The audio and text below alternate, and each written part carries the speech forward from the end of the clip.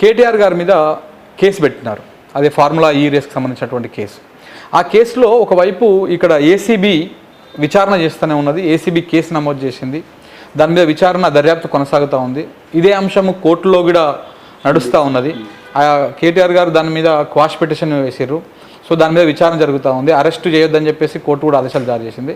ఇదే సమయంలో సిమిలర్గా కోర్టులో విచారణ జరుగుతున్న సందర్భంలోనే ఈడీ ఎంటర్ కావడము, ఈడీ నోటీసులు ఇవ్వడము, ఇవన్నీ ఎట్లా చూస్తారు మీరు?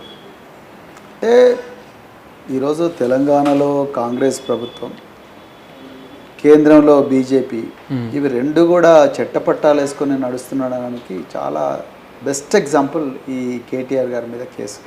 ఓకే, ఒకవైపు రాష్ట్ర ప్రభుత్వం అంటే కాంగ్రెస్ పార్టీ అసలు ఏమీ ఆధారాలు లేకుండా వారి మీద ఎఫ్ఐఆర్ చేయడం, అది ఎఫ్ఐఆర్ వ్యవహారమే ఒక కొలిక్కి రాలే, అదే అంశం కోర్టులో ఉంది. అవును, అంటే ఎఫ్ఐఆర్ అసలు అది ఎఫ్ఐఆర్ ఉండాలనా లేకపోతే ఊడాలనా అనేది ఇప్పుడు కోర్టులో ఉంది వ్యవహారం. అవును, అది కోర్టులో ఉండగానే ఈడీ వాళ్ళు నోటీస్ పంపించడం అంటే పక్కా ఈడీ ఏమో గవర్నమెంట్ ఆఫ్ ఇండియా అంటే బీజేపీ పాలిత కేంద్ర ప్రభుత్వంలో ఉంటుంది, కంట్రోల్లో ఉంటుంది, వాళ్ళ కంట్రోల్ ఆధీనంలో ఉంటుంది. ఇక ఇదేమో కాంగ్రెస్ కంట్రోల్లో ఉంటుంది. సో ఈ రెండు పార్టీలు కలిసికట్టుగా బీఆర్ఎస్ పార్టీ మీద ముప్పేట దాడి చేయడానికి సిద్ధమైనవి, అంటే చేస్తూనే ఉన్నాయి. యాక్చువల్గా గతంలో కూడా నేను ఇంతకుముందు కూడా చెప్పిన, రేవంత్ రెడ్డి బీజేపీ సెక్యూరిటీ ఫోర్స్గా, అదేవిధంగా బీజేపీ నాయకులందరూ కూడా రేవంత్ ప్రొటెక్షన్ ఫోర్స్గా, అంటే ఒకవైపు ఆర్పిఎఫ్ ఇంకోవైపు బిఎస్ఎఫ్ లాగా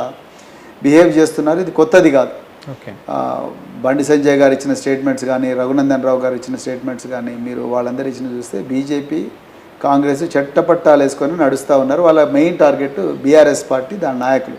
ఓకే, సో మొట్టమొదట మీరు ఆలోచించాల్సింది ఏంటంటే, అసలు కేటీఆర్ గారి మీద ఆ కేసు ఏదైతుందో ఆ కేసే అక్రమమైన కేసు. నేను నా ఎక్స్పీరియన్స్తో నేను చెప్పిన, ఎందుకంటే మీరు ఒక పోలీస్ చాలా డీటెయిల్గా నేను వైట్ కాలర్ అఫెన్సెస్ ఇన్వెస్టిగేట్ చేసిన ఒక ఆఫీసర్గా నేను మాట్లాడిన. అసలు అది ఒక కేసు కాదు. ఎప్పుడైనా శంకర్ గారు ఏంటంటే మనం గుర్తుపెట్టుకోవాల్సింది, ప్రాథమిక ఆధారాలు ఉన్నప్పుడు ఆటోమేటిక్గా ఎఫ్ఐఆర్ చేస్తారు.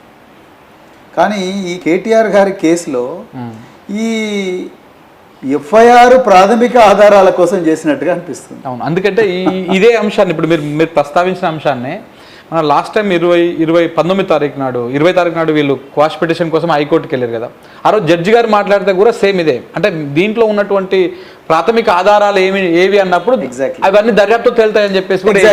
ఇప్పుడు ప్రాథమిక ఆధారాలు ఉన్నప్పుడు ఎఫ్ఐఆర్ అవుతుంది. ఎఫ్ఐఆర్ అయిన తర్వాత సోకాల్డ్ నిందితులకు నోటీసులు ఇవ్వడం జరుగుతుంది. నేర స్థలానికి పోయి ఆధారాలు ఏమైనా ఉంటే తీసుకోవడం జరుగుతుంది. సో నిందితులకు నోటీసులు, తర్వాత ఏమైనా సొమ్ము పోయి ఉంటే ఆ సొమ్మును ఎట్లా పోయింది, దాన్ని ఏ విధంగా ఎక్కడెక్కడి నుంచి పోయింది, ఏ ఛానల్ నుంచి పోయింది, దాన్ని ఎట్లా లాబట్టాలి, దానికి సంబంధించిన రికార్డ్స్ అవన్నీ కూడా సీజ్ చేయడం జరుగుతుంది.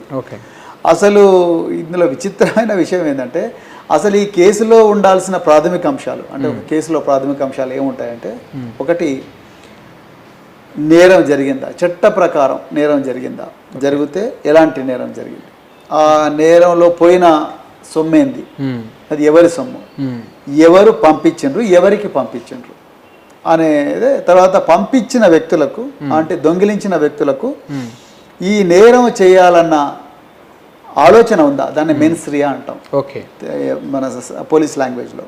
అంటే ఇంటెన్షన్ టు కమిట్ క్రైమ్, నేరం చేయాలన్న ఆలోచన ఉందా లేదా, తర్వాత ఏ విధంగా చేసిండ్రు, అవతలి వ్యక్తులకు పోయిన డబ్బు ఎక్కడ పోయింది, ఆ డబ్బు ఎక్కడుంది, డబ్బు తిన్నారా లేకపోతే దాచిపెట్టుకున్నారా, ఎక్కడ దాచిపెట్టుకున్నారు, ఇవన్నీ ఉంటాయి.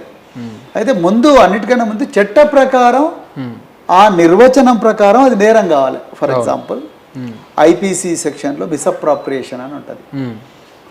ఆ మిస్అప్రాప్రియేషన్ ప్రకారం ఇది నేరం కావాలి. అంటే మిస్అప్రాప్రియేషన్ అంటే ఏంటంటే, ఫర్ ఎగ్జాంపుల్ మీకు నేను, శంకర్ గారు, మేము తిరుపతి పోతున్నాం, దయచేసి మా ఇంటి తాళం చేతులు మీ దగ్గర పెట్టిపోతాం, దొంగల బిడ్డ బాగుంది, మా ఇంట్లో కొన్ని ఆస్తులు ఉన్నాయి, దయచేసి జాగ్రత్తగా కాపాడుకోండి అని చెప్పి మేము తిరుపతి పోతాం. మేము తిరుపతి పోయింది చూసి ఆ తాళం చేతులు మీరు తీసుకొని మా బీరువాను పలగొట్టి ఆ బీరువాలో ఉండే బంగారం లేకపోతే వెండి అదంతా తీసుకుపోయి మార్కెట్లో అమ్ముతారు మీరు. సో నేను వచ్చిన వెంటనే మీ మీద దొంగతనం కన్నా ముందు మిస్అప్రాపరేషన్ కేసు పెడతా, బ్రీచ్ ఆఫ్ ట్రస్ట్. ఓహో, అంటే నమ్మకాన్ని. నేను మీకు నమ్మకంతో మీ దగ్గర డబ్బు పెట్టాను, అవును. ఆ డబ్బును మీరు మీ పర్సనల్ దానికి వాడుకున్నారు అనేది బ్రీచ్ ఆఫ్ ట్రస్ట్ అవుతుంది. Breach of trust or misappropriation.